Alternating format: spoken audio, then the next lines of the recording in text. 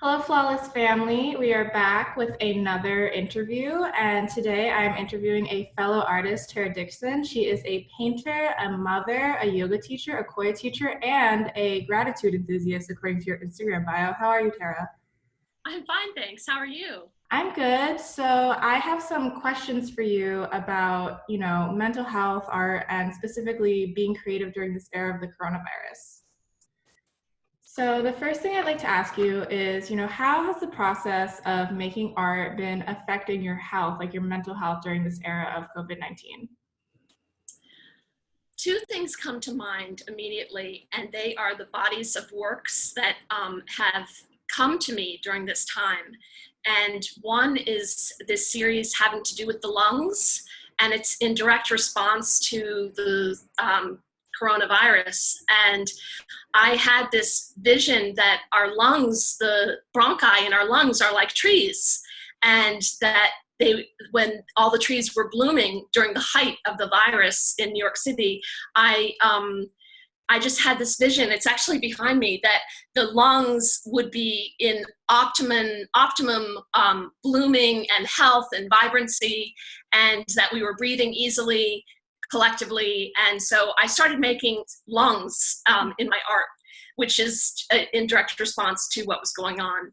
And then the other body of work is a lot more, I don't know, benign or and whimsical. Is I've been painting rocks and leaving them around the neighborhood. So I had a bunch of rocks from Michael's River Rocks, and I spray paint them gold, and then I paint words, messages like hope and love and thank you, and then I surreptitiously I get to be a fairy, and I leave them around my neighborhood, and it's been just fun. It's been a fun project. Mhm. I think that's really appropriate. Like, it's great to, like, take something that's a little bit scary, but then turn it into something beautiful. Like, I noticed the painting behind you before we started, and it's really beautiful. So I think it's a great thing to do. So like speaking of your work, like I've noticed you have these series of like gratitude paintings, I think you call them, that feature the words thank you repeated across them, and then you have them in all these different colors. So, and you also call yourself a gratitude enthusiast, I believe. So how does the act of gratitude affect your art practice? Well, it affects everything, but as far as art, it grounds me. It really centers me and grounds me and keeps me really, really present. And in order to be grateful, you have to be aware and in the moment. So I think the practice of gratitude is really focusing for anyone or a creative artist. And how has the change in like daily routine, like staying at home, I'm assuming like maybe you don't get to go to your studio. How has that affected your creative flow? Well, I'm lucky in the sense that my studio is in my home. I lost my external space that you visited years ago in Dumbo um, a few years ago due to gentrification, and we were all booted. And so I moved my studio into my home, and that was a few years ago. So I'm very lucky that I'm able to work at any hour of the day or night, and it's in my home. And as far as how it's affected me, oddly enough, I want to say that because the whole world has been put on pause, I feel like this unification, and I am in more of a creative flow because there's less static. I think we all were so busy that it affected my creativity and my central nervous system. But because of this pause, I feel a greater sense of calm, despite the fact that this is a crisis and it's very, very scary. But as far as the busyness, it's it's infiltrated my creativity, and it's allowed me to be more creative. Yeah, that's really interesting. As an artist myself, I've noticed that I've definitely had a little bit more time to be creative and like a little bit more freedom in a way because I'm not, worrying about like 10 extra things I have to do in my day because I'm doing everything from home. So, jumping off of that, as an artist myself, I have noticed that, the act of creating, for me at least, can be a really meditative and mindful practice. Do you experience this as well? Absolutely. I have always, one of the reasons why I went into the arts is because it's therapy, and it's free therapy, and it's art therapy. So every time I sit down to create, I am self soothing, and I am reacting, responding to something either in my life or the world at large.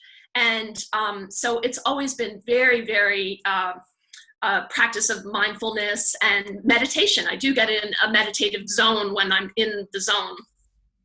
Yeah, I completely like relate to that. It's really, especially nowadays when we're like, I feel like, at least for me, as like someone working from home and a student, I feel like I'm surrounded by screens all day. So like to be able to kind of do something that takes me away from that is like really helpful. So, do you have any advice for creatives going through these unprecedented times? Well, first of all, I'm going to respond to that and say, I think we're all creatives. So it's not just the creatives that I'm responding to. I think that every single person is a creator.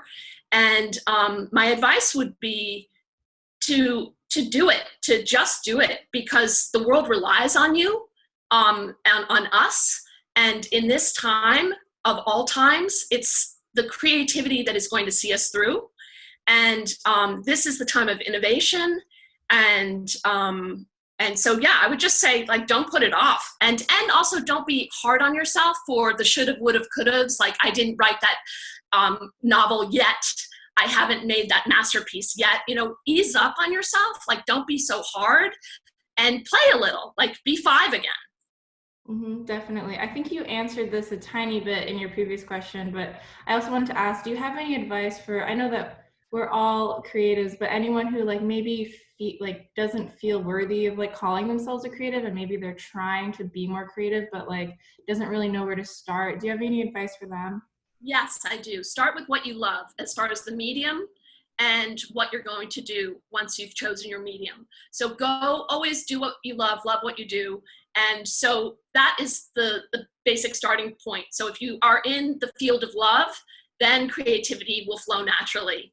And as far as once you find your medium, whether it's writing a piece of music or a poem, or I'm a visual artist, there's a couple things that come to mind, and that is that be willing to play, you know, engage your 5-year-old, invite your 5-year-old along. She or he really wants to join in. And then, as far as materials, don't go crazy and feel like don't be daunted by the fact that you have to have expensive materials. Upcycle, recycle, use what's at hand. And then buy student grade material or stuff that's like kids art material. Have copious amounts of it so that you're not feeling frugal and you're not choked by the fact that this is your one sheet of expensive watercolor paper. Have like a zillion, you know, sheets of not very expensive paper, and just go to town, create, and let the flow begin. Absolutely. I think that's great advice. I feel like a lot of people are afraid to start somewhere, and I feel like materials daunt people a lot. So I feel like just not worrying about that and just being creative is really important. So, you know, I definitely appreciate that response. It was really nice. It was really nice seeing you again. Yes, of course, you too. For the audience who may not know, Tara's studio was the first ever art studio I ever visited, and that was years ago. And now I get to interview her, so it's crazy how that works. And I have had such an amazing time interviewing you, and thanks so much for being here. Oh, great. Well, take care, Georgie. You too.